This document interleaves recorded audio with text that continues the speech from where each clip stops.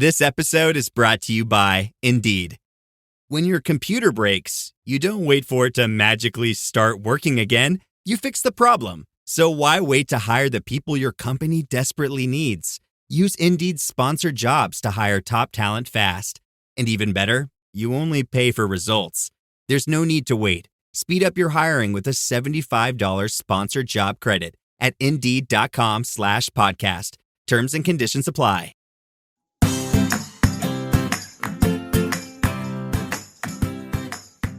Hi, and welcome back to Realistic Sustainability. I'm Mike, and I'm here with Nick.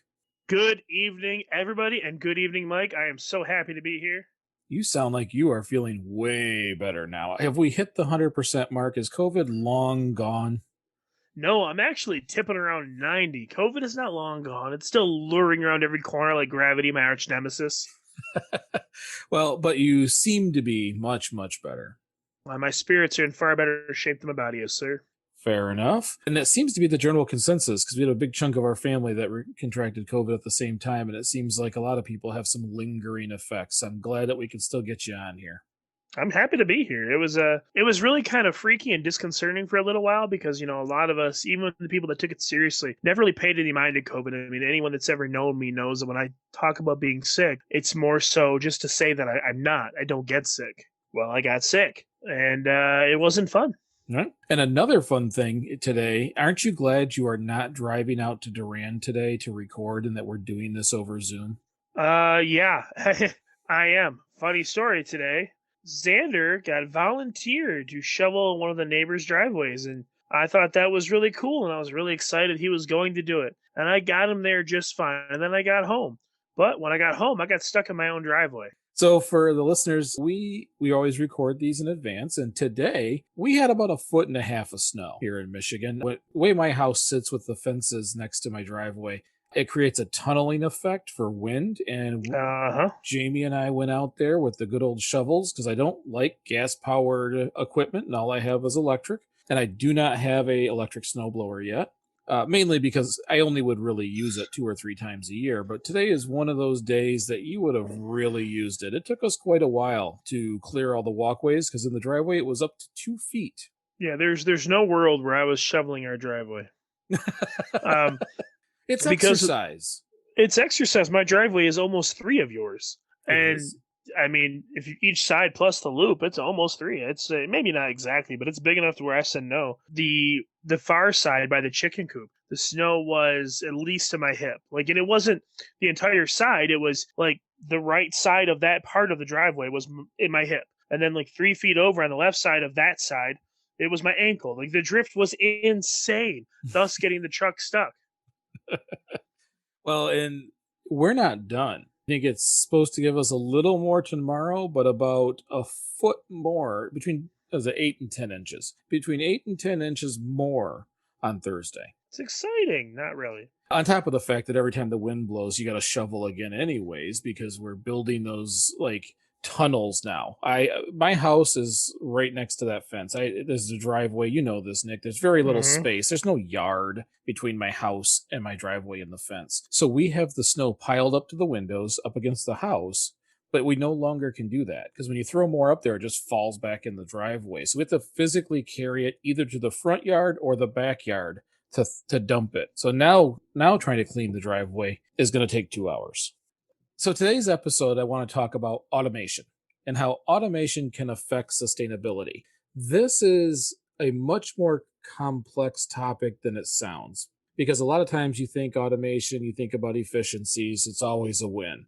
But there's a lot of depth to how automation works, way more than just the basics. Absolutely. Now, granted, we do about a half-hour show. We're getting the basics, but I want to be able to discuss some of this stuff because I think there's value in it. Because when you first think about automation, the very first thing people think about is manufacturing. Do you agree?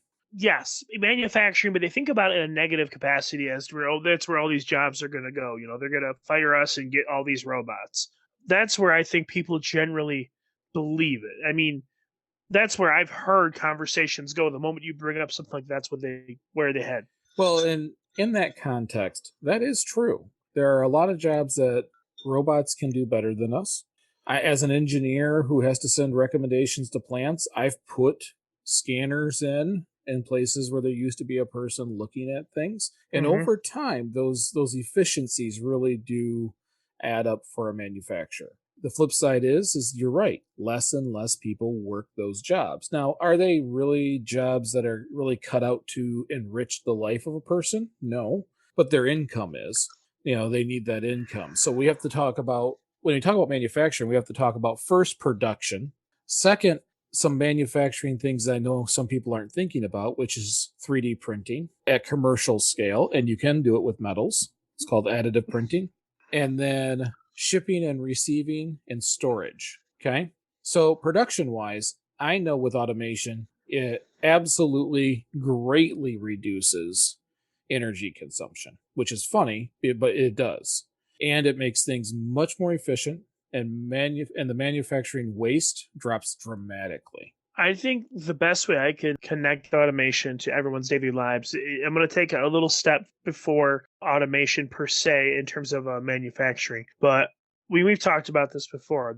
The simplest way people have experienced automation is like walking through a grocery store with motion sensor lights, generally in like the coolers and those kinds of sections. It seems silly that would be what I'd reference. But if you think about those lights, it generally would be turned on all day long, and now they're only on when they're needed, or as close to the capacity of time the computer is programmed to believe that they're needed, because really they don't know for sure if someone is going to stand there for the whole 1.5 to 2 minutes that they're turned on. But it drastically cuts the energy use, and if it's cutting the energy use, then it's cutting the cost. So it's cutting the cost, and it's better for the business overall. Now when you get into manufacturing with the machines and stuff, yeah, a lot of jobs will probably be forfeited to that, and that is a shame because a lot of people do depend on those jobs. But what I would venture to argue, or what I would offer as a counterpoint, is what, as a person, as an individual, could you do with your life if you weren't tied down to a 50-hour week job that just emotionally drained you and physically exhausted you? What do you want to do?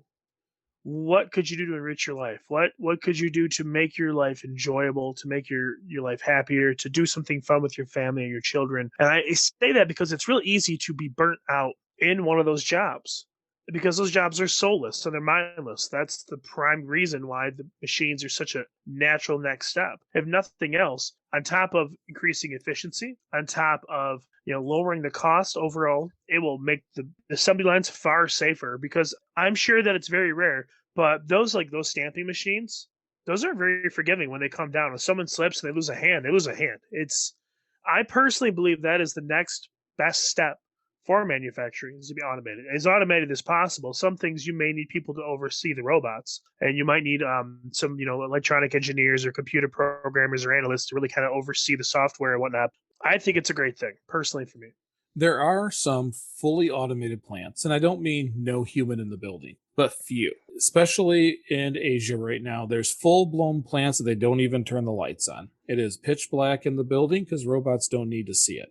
They're operating on an XYZ axis, doing their job and moving to the next one. They are simply not, you don't need light, you don't need heat, you don't need anything else. You are simply going to just run your process, get to the end, and then you're done. And it reduces, even though you're using electricity for the robot, you are not using electricity for the rest of the plant.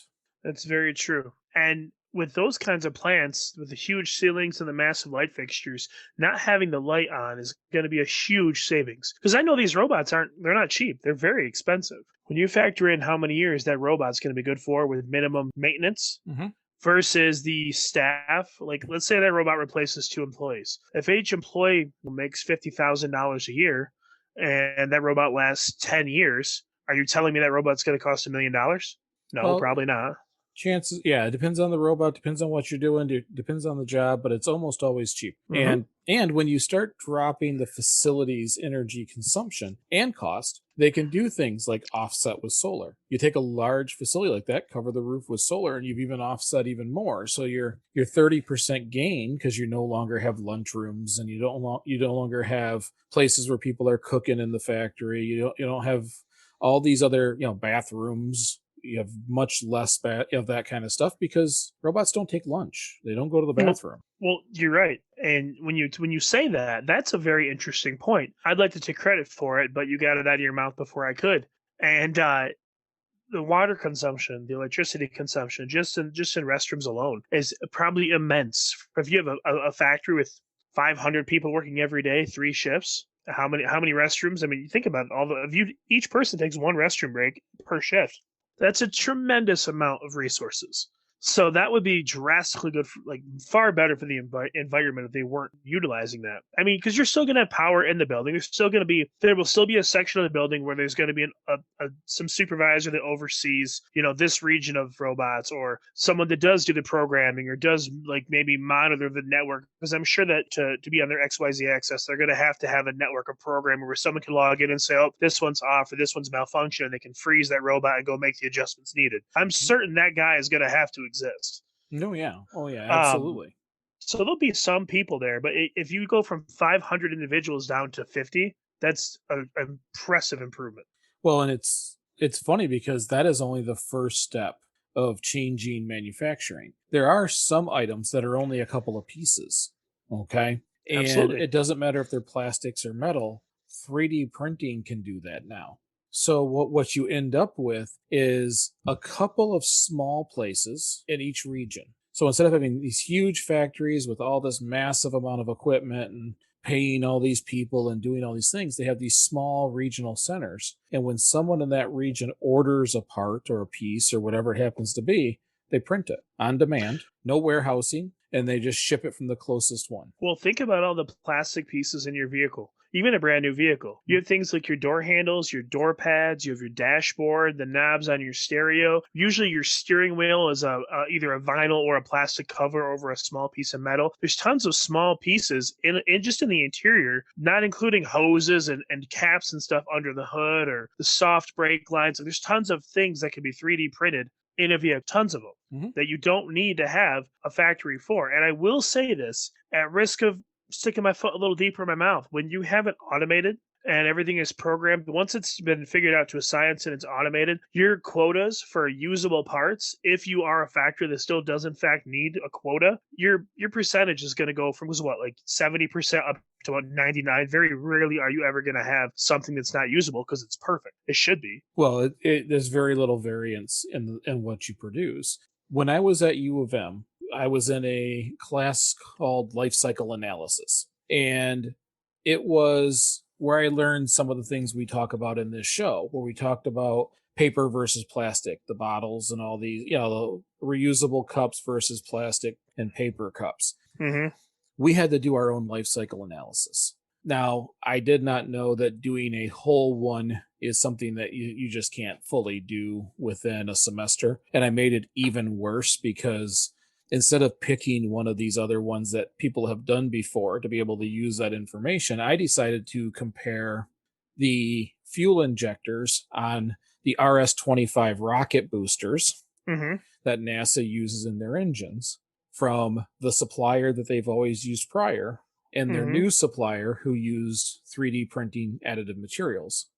What I found during that time was the parts could be printed on demand, that as long as you gave them a 1 week lead, they could get you that part in the second week. Okay. Where the manufacturer that they ordered the parts from requested a 28-week lead because they had 50 pieces to put together. So what you have was a part that instead of costing $42,000 cost $7,000. Wow. And you got it in a fraction of the time on demand as needed. What's that, like 18% of the previous cost? Give or take? I mean, that's insane. So and all they have to do is once that part is designed, and me as an engineering nerd, and over my shoulder is my 3D printer. Once that design is there, you're just hitting a button. So right now, as humans, what we do and how we do it is going to change if we like it or not. It is up to us to guide the direction of how that change works, because most of us, me as an engineer, a lot of things I do, I sit and do a lot of math. That stuff can be automated. A computer can tell me the answers to that stuff much quicker than I can. Absolutely.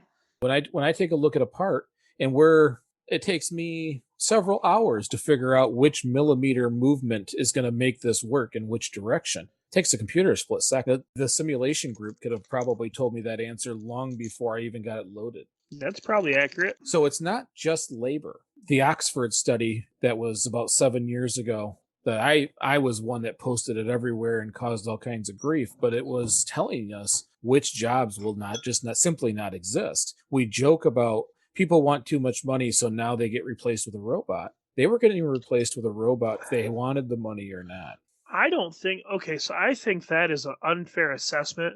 I don't think it's fair to blame the employee for wanting too much money. I think it's every employee's right to desire a proper wage. Every person should know what they're worth, and they should work for what they're worth. And a lot of people always complain about the people that want to make more money. Who doesn't want to make more money? But I will say it's a lot cheaper to invest in a robot, an automated process, instead of investing in 15 people and training them for 2 to 3 weeks for them to realize they don't want that job anyways over the course of a year, just for you to find one person who lasts 6 months. Now, I think, and no, sorry to interrupt there, but I want to make one point. It's funny when you say people get upset for those who want to make more money, because they don't get upset when the business manager or the CEO get more money. They get mad when the cashier wants that someone else will go, well, that's easy. It's always a judgment call. They always get judgmental about it. Everybody wants to do better. I agree. You have to be willing. Like if you're going to a business and you're paying for their service, you should want their employees to do well. If you like going there, you should want the employees to be happy, because if the employees are happy, the business does well. If the business does well, you can keep going there. This is common sense. A lot of that is misconceptions and old ideas on how economics works. I understand that, but to me, I don't even look at it as economics. I just look at it as common sense, kindness, and cruelty. Like, I don't get me wrong. Like, I don't cherish the idea of someone younger than me earning more, and not to say they don't deserve it. It's purely ego. I am well aware of that. And that's something everyone has to work on. But like for me, I want people to in positions where they can earn more, earn as much as they possibly can. I support it. I think it's wonderful. However, on the other side of it, when it comes to business and infrastructure and simplifying it to make it easier to make everyone's lives better, I'm all about automation. I think it's the future. I've said it 5 times now. Well, an automation is going to eliminate factory jobs. A lot of times we're arguing, bring factory jobs back, this company's coming back to the US. When they do, they don't bring the jobs with them, not that many. They tend to automate a lot of their service in a brand new plant. As they replace plants, they do it with automated services. So we have to remember that. One of these times we're going to order a taxi and the car is going to pull up. That's just the car. We've talked about that before, where Uber, Lyft, all of them are investing a tremendous amount. Google is doing it with Waymo. GM is doing it. Everybody's, Tesla, of course, has their automated driving services where when you get out of the vehicle, it will go park itself. And if it can't find a parking spot, it just keeps driving until it can find a parking spot. Yep. So the bottom line, truck drivers, Tesla's creating a semi. They're already on the road. Kola is creating semis that are hydrogen fuel. These vehicles do not have drivers. They go from place to place, already on your roads today. If you look at a semi and the windows are tinted, because it's illegal to be able to see in the vehicle if there isn't a driver. Now, there's always a passenger, and a lot of the times there's a person in the driver's seat. But like in Ann Arbor, they require a person in the driver's seat. Just in case. They're just not doing anything. Some of those vehicles don't have steering wheels. They do it so another driver doesn't go, holy crap, when they look over there and cause their own accident. Which is actually a very good point, because that could happen. One of my absolute favorite commercials I've ever seen is a car driving down the road, and there's a little lady, she's riding in the passenger seat, and this car pulls up next to her, and she's kind of looking at this young lady. They're just kind of like giggling at each other through the windows, and she picks up a steering wheel, and all of a sudden she's steering, and the other person doesn't even notice it. And then she just turns her wheel real sharp, and the other car overreacts and goes off the road, and that old lady dies laughing. And it's a funny joke, but that's exactly the response that would happen if you're driving, because when you're driving, you're hyper focused, and if you think about it, it's the most controlled, chaotic situation. We literally take a 4,000-pound vehicle and we shoot it down the road at 60 miles an hour with these imaginary laws that we have to stay between these two lines with the confidence that everyone else is going to do it too. So when you mess with that, and I mean in your own brain, it completely throws off the whole system. So if you're driving down the interstate at 70 miles an hour and you look up at something that weighs 30,000, 40,000 pounds and you don't see a person, that's terrifying. And that is a horror movie. And that will cause an accident. Now, in regards to something else you said, Tesla's not building their semis. They already have, well, they're building in production. Their prototypes that's all they use to move things from one factory to the other one. Yeah. So they already utilize their prototypes. Yeah. And that's a whole nother industry of people who have jobs that once that technology becomes affordable, the drivers that we have are not going to do better than the automated systems. I know that everybody says robots are worse, but a robot does not crash because they dropped their cigarette. A robot doesn't crash, as because they were eating or texting or any of those things. As time goes on, it will get better and better and better. And mind you, before I hand it back over to you, yes, Facebook will find the one. The news will find the one and they will beat it into our skulls, but it isn't the reality. Automated driving is much safer than people. Well, yeah, because what ends up happening is when you're scared of something, when you have a fear, you look for any type of recognition of that fear to justify your feelings. So all it takes is one on Facebook, and for you to see that fear has been justified, and then it continues. But just because you're afraid of something, because yeah, it's new and it's freaky, but it's not evil. I personally am very apprehensive about the idea of climbing into a car that has auto drive in today's world. In the future, I know things will be different, but as in today, and clicking it in auto and not touching anything, that scares the bejeebers out of me. I've also never experienced it. I've also never ever seen it done in person. It's probably extremely exhilarating and cool once you are confident that it's just going to do what it's programmed to do. One of the big problems that they have had already with the self-driving cars is self-driving cars don't make a whole lot of mistakes, but the other drivers around them sure do. Yeah, and that's why they have to block the windows now, because you're right. The rest of the drivers will close in on a self-driving car, or they freak out when they see no driver, or you got 2 or 3 people driving erratically in front of the self-driving car and it doesn't know where to tag to get behind someone. And most of the time they just pull over. They reset and they get back on the road. But you're right. That a lot of times a person hits a self-driving car and then the headline is self-driving car crashes. Well, one of the things that I think is ironic about that kind of stuff is that when we were two drivers, that we were told to drive defensively. But I think somewhere along the line, most people look at that as a good defense, as a great offense, because they drive ridiculous. And I have been deemed a grandfather driver. I'm not a fast driver. My idea of getting squirrely is tipping over 55 into 56 miles an hour when I'm passing someone. Like I'm not a fast driver, and I don't really drive ridiculous. But I get to see the kinds of people that do. I've been in those situations where light turns green, you're going, and all of a sudden the car that was 5 car lanes behind, or 5 car lengths behind you, is now whipping around you and cutting you off with a number of inches, and you freeze. You're just like, your brain is stuck between, did that just happen? Oh my God, that could have hit me. Thank God I'm fine. You don't know whether to scream, cry, yell, or flip them off.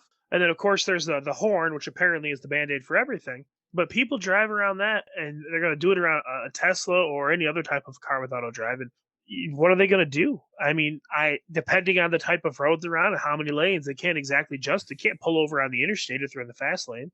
So there's a lot of bugs they have to work out, and a lot of people have to learn how not to drive like morons.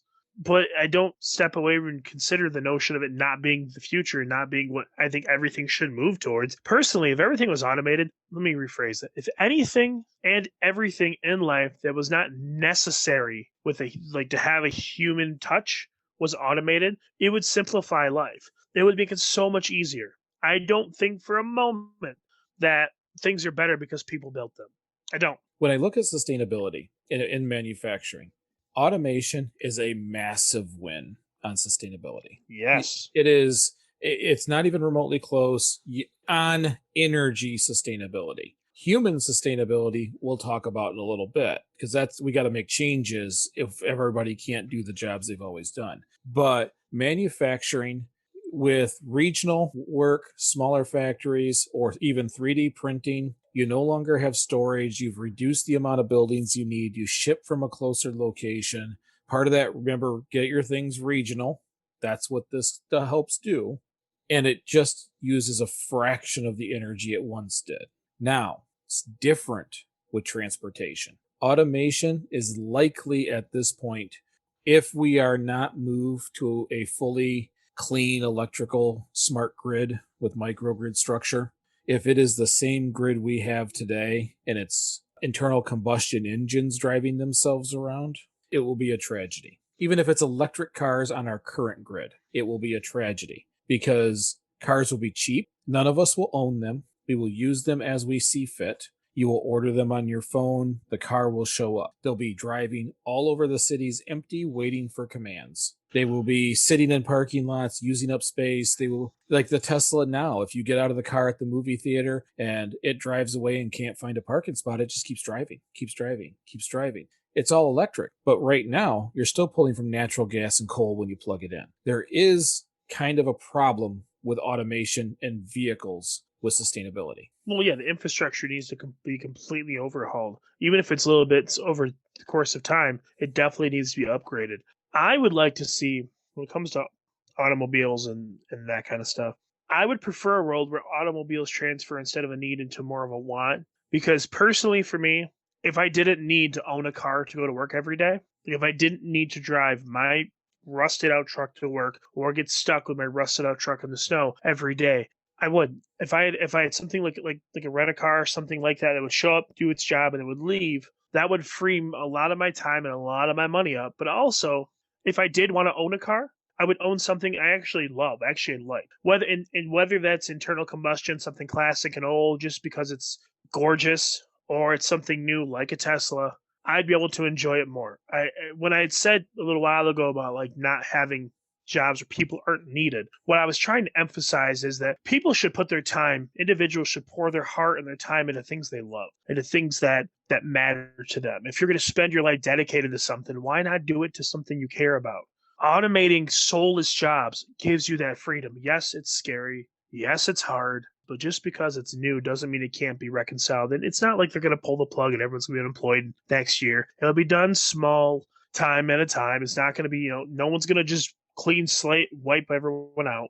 It really, there's a lot of negativity that goes along with it. And as for the electrical grid, it has to be overhauled.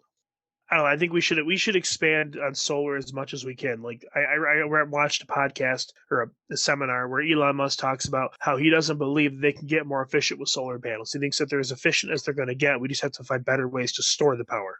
We don't have to actually get more efficient. We don't. They work. Now, are they as good as how a plant works? No, but they work, and they work pretty well. And if it was integrated, Michigan State has designed a solar panel that is completely transparent. Now you replace all the glass with a solar panel. Now you replace the roof with a solar panel. And if you're in a park, you have a walkway. Solar roads is not necessarily what I would say is the best thing for all roads, but it would be amazing as a basketball court, as a bike route, because it melts the snow. Right now, if we had those, they would be clear as could be. In our parks, people could walk through. It would all be melted out. There is so many surfaces that could be used as solar, but we can't do it with our current grid. We have to change the grid. Absolutely. And the grid it does. We talked about the infrastructure has to be upgraded. Personally, for me, I'm always going to be an advocate of solar roads. I got hooked on that video years ago and thought it was the greatest thing I'd ever seen. And I've met the owner, by the way, at the Makers Fair in Detroit. Really? Fantastic people. Absolutely fantastic. I didn't know that. You didn't tell me that. You're bogarting on the good stuff. You did not. Hey, pictures on my Facebook, man. I can prove it. There's a lot of pictures on your Facebook. I don't doubt it. I'm just sad now. I'm sad I didn't get to go. Well, and I was gonna move to human next, but let's go smart cities, because that's the part that people forget. Inputs are solar, wind, fossil fuels, nuclear. That's the input. Our current grid is exceptionally fragile. A squirrel can take out not just a region, but large swaths of area, 10, 12 states, because the way the grid is set up is you blow out this one section, and next thing you know, you have this cascade of failures. And that is catastrophic, especially in a world where there's terrorism and everything else in this world. It is way too easy to shut down like the East Coast, the West Coast, all of Midwest. in one simple act, where smart cities and smart grids can't. If you have smaller grid sections and everybody feeds each other and the energy is balanced between regions, and when you have too much, you share with the neighboring region, and that smart system, that AI system, moves this electricity around. You don't need as much storage. And you don't have to have the reason why people need fossil fuels is because sometimes we use more, sometimes we use less, and you got to be able to turn it up and turn it down. Mm-hmm. You don't need that as much as soon as you start creating smart cities and smart towns. One of the scary parts about the way the grid is set up now is that, like you had mentioned, a squirrel. I've never experienced the super squirrel of injustice like that, but I have experienced an ice storm dropped a tree down on a power line down the road. I learned that I lived on the very edge of a power grid, and my neighbor's house was the other edge of the other power grid. That tree knocked out power to the entire road, the entire block, while our block across the road, this block, like it knocked hundreds of homes gone. Like, because it knocked down one power line, it took down almost the whole all of Midtown Owasso, just gone, Right. and it was out for like 5 days. Don't get me started on my hatred for consumers' energy, but I will say that the fear in this situation, or as I'm going to call it, your squirrel situation, is access to heat in the winter. Now, if your power goes out in the summer, that sucks. You might not have AC, but at the end of the day, it's for the average people, it's going to be okay. It's just going to suck. But if it's 30 degrees or colder outside and your heat goes out and you have an old house that's not insulated, what if you have kids? I mean, do you have enough stuff to keep them warm at night? Can you keep your house warm without power? Right. That's scary. And I never knew that kind of fear. We had that same winter, our furnace went out. That frightens me. The grid is frail. The grid, honestly, is a fossil. It is. And so in a smart city, electricity is balanced. For an example, I buy Alexa equipment. So my washer, my dryer can be run by my Alexa. I can get updates from my Alexa. But really what I bought was a smart device that can be altered if needed. There will be a time I pay different amounts of electricity for different parts of the day because we use more electricity at 6 o'clock at night than we do 4 in the morning. Peak hours, prime hours, yeah. Right. And so my washer, what it should do, once I have a smart meter and everything is communicating, is I should put things in the washer and say, wash. And it will say, would you like me to start it when the price drops at 11? Absolutely. Because here's the deal. If I'm going to be up anyways and just transfer it to the dryer when I'm done, or a lot of these are washer and dryers now. So you can just, I'll be unconscious anyways. When I wake up, I'll have clean clothes that are in the dryer. When you go to start the dishwasher, would you like me to start it when the cheapest? What that does is it pulls the energy balance away from those peak times and from stressing out our grid as much. It spreads it out over larger periods of time. There will always be a person who's like, nope, you're not taking my choices from me. I, on the other hand, will balance this stuff out. It is cheaper. The carrot is enough for me. Plus, I kind of know why we're doing it. There is always going to be that person that is going to stick their foot in the live trap just to prove the point that they're allowed to. Don't be that person. So we've talked about a lot of things, and I know I'm getting us going way too long because this is a topic that I think we're going to break into multiple chunks and revisit. But we got to look at the human side of this. We have to kind of get out of old thinking. A lot of jobs are already moving. You don't even know that when you go onto Facebook, what you're seeing was given to you by a computer, by AI. The choices of what you have to work with were given to you by AI. This is an automated process. When you read a news article, many of them now are written by computers. Less and less human writers are out there because they have an algorithm system that can write an article and draw the emotion from the person because it knows how it works. More and more jobs are evaporating. Doesn't matter if you're a lawyer. It doesn't matter if you're a cashier. Now, knowing this, we have to set aside this feeling that if you are not the hardest worker in the room, you must be the worst person in the room. Life will change. No questions. Now, how do we handle that? There's people out in the world. I think Andrew Yang is a politician who wants to do universal basic income. You've got people like Bernie trying to do other things. Mitt Romney wants to do something else. Each person has their own idea. But it's time that we start looking at them, because if we try to stay to an old system, people are going to have the pitchforks because people are not needed to do these jobs anymore. That's absolutely correct. And This is part of that fear, part of that thing that people are scared of.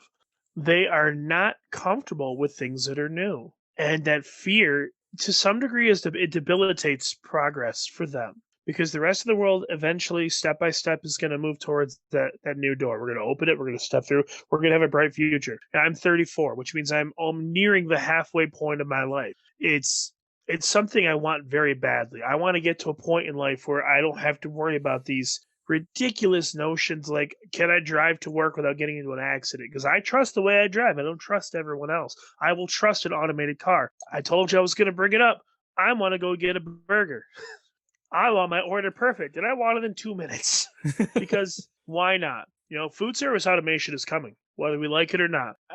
I'll tell you, the first places you're going to see it, if not fast food, are going to be buffets. Places like Vegas, where it's going to be way more efficient to have these robots and working in casinos and big, concert venues than what it's going to be to hire a ton of kids. What's funny is it's not new. Buns have been slowly moving through warmers, and so have pizzas for a long, long time. We've always found tools to make our job easier. We're just at the point that us as a tool is no longer needed. McDonald's has had an automatic setting on their deep fryers where you hit a button and it lowers the baskets for a set amount of time and raises them back up for their fries. I've had it for years. Everybody's watched their drink machine because it's right there by the drive-thru. When you pull in, you see it move through. It's no awesome. One's choosing how much ice. No one's choosing how much soda. Well, and this is my short PSA. Be mindful. Chances are, if you're listening to this show, you have an idea about sustainability and you know some of these things are coming and you know how it's going to affect the world. Some may not. It is different. It is scary. We as people have to ensure that the people making decisions are making their decisions based on our future and not their own financial future, because that is what's going to keep one generation from getting left out. Because historically what happens is, in the middle of change, one generation gets pretty beat up. And I don't personally, and I'm not a conspiracy theorist, as you know, but I don't trust the system is looking out for me. It's very important that we pay attention. If 60% of jobs disappear, it doesn't matter how much we yell, bring us more jobs. They're going to bring us more automation. You're right. If people weren't relegated to the terrible soul-sucking jobs that they hate and despise, or they only go to because they got bills to pay, they might find a way to live a better life. I think you'll find that there is amazingly creative people out there who yes, there are trapped in a place where they cannot be as creative as they'd like to be. One of the things and the reason why I brought up Yang, because I listen and I watch because I'm interested. I try to stay neutral and I just kind of watch each and every group to see how they're handling it so that I can see which direction I would like to go in. The one thing I did learn about his was, and he's not doing a big, huge thing. He's giving people $1,000 a month. That's what he's giving them. But what he found was the vast majority of them took risk. Not took risk and bought a television. They took risk and started a business. People can be bored for a little while, but what he's finding is they become creative. They get to do whatever's in their heart. And in a sustainable world for humans, I think that's where we have to sit. I think a life that's fueled by passion and love for life as a life that will end up being well lived. And my thought process was, if you got $1,000 a month, $12,000 a year, it's not hardly any money, but if you have $12,000 a year and that pays most of your basic bills, pays your consumers, pays your insurance, pays, whatever, that's a lot of freedom. And it might sound crazy when I say this, but anyone that's worked full time and has not made enough to pay their bills, or anyone that has struggled, especially during the holidays, to get the rest of your shopping done, fiscal stress is real stress. I mean, it's real stress. And when you don't earn enough, or you're not bringing in enough money, it's almost like you can't be happy. You find little things to placate yourself and trick yourself into being happy for a moment. I talk a lot about food like that. But at the end of the day, like, when you're really stressed out, it's the fastest way to depress you and make your life miserable. And I think that when you have yourself wrapped up so deeply in something you hate so much, you don't have the opportunity to really be happy. So I'm all for freeing people's time. I really am. Well, and I don't know. I want to say this too before everybody starts sending me messages like you're picking a team. I don't know which one works. I don't know if Andrew Yang is right. I don't know if Bernie is right. I don't know if Romney is right, or Kasich, or whoever that happens to be. But whoever it is that picks the future has to pick a future that doesn't require people to compete with machines, because we will not win.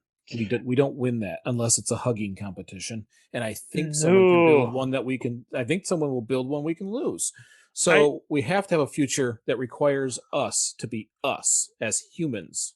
You'd be hard pressed to out hug me. I'm cuddly, I'm fluffy, and it's almost impossible. I am picking a team. I am picking Team Human because I want to see the human race go forward. But with regards to what you said, I completely agree. And I don't want anyone to misunderstand anything that I say. Listen, I am not educated. I am a ignorant schmuck who is drinking coffee, telling my brother what I think. That's why I say what I think a lot, is because I don't know how any of this stuff is going to relate to people's lives. I don't know how close to the truth we are, how far off we are. At the end of the day, we're just talking about what we think is best.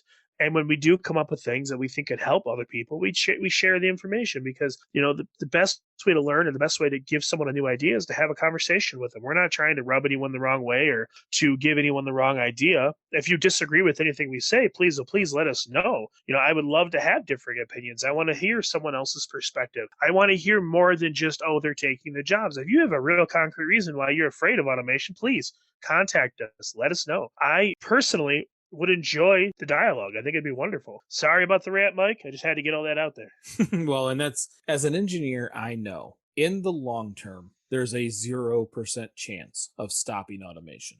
Because even if in the United States we said we will not automate, we will stay with people doing everything, the rest of the world will not. The companies that we have here will not compete, and they will either leave or they will close. So there's no chance, zero, that we will not see automation. We can get upset, but it isn't going to stop. I always use, for an example, I use stem cell research. We stopped it in the United States for a long period of time.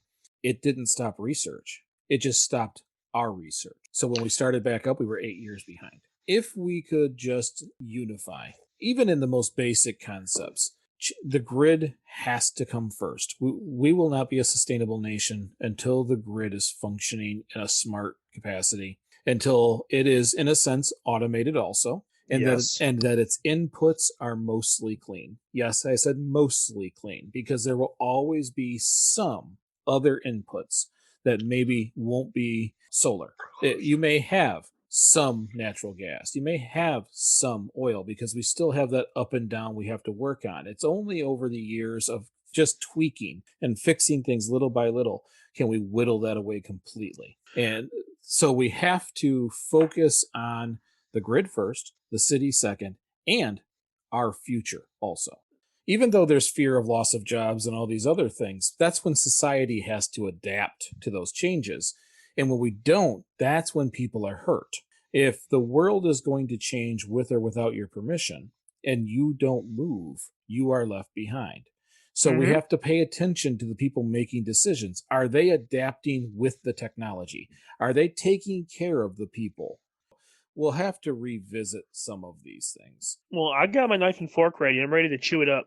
Well, that's because you wanted. I'm surprised you didn't focus on food more. I'm kind of excited that we were able to get through the list of conversations without too much prodding and pushing. Listen, I had two topics: burger flipping machines and fries. That's all I wanted to touch on. Well, thank you very much, everybody, for listening. And I wanted to take a second also and say thank you all, not only for listening, but the support. We're actually getting people who are logging into Anchor FM, finding our show, and donating to us. That is amazing. We greatly appreciate all of your support, going to the website, going to the Facebook group, and that also donating to us. Well, thank you again for listening. I hope you got some value out of this conversation. I know I do every time I talk about automation. I learn something new in every single conversation. If there's any kind of conversation you think we should be having, tell us. Send us messages. Contact us on Facebook. Some of you already do. It's fantastic. I got to see a tortoise. Someone, they sent me the picture of Lightning the tortoise, made my freaking day. So say hi. Send us a message. We do love every bit of it. Thanks for listening. I'm Mike. And I'm Nick. We'll see you next week.